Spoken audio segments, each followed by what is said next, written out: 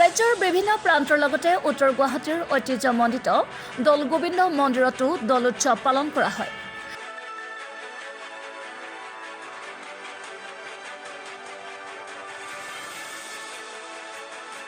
পাঁচদিনীয়া কাৰ্যসূচীৰে অনুষ্ঠিত হোৱা দৌল উৎসৱৰ আজি দ্বিতীয় দিন।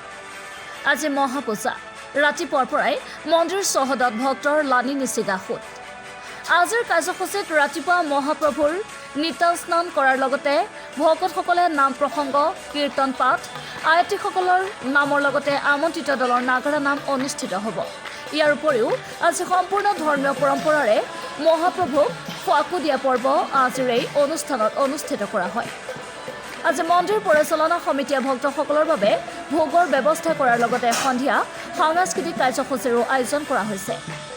উত্তৰ গুৱাহাটীৰ পৰা খৰ্গেশ্বৰ নাথৰ ৰিপৰ্ট, আৰৰ খবৰ।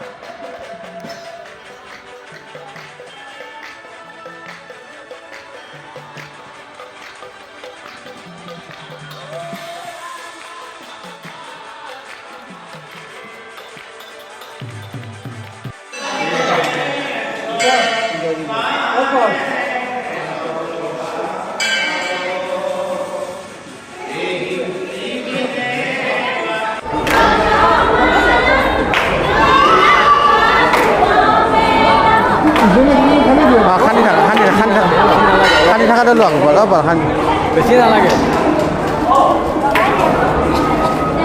বইবিলাক খানক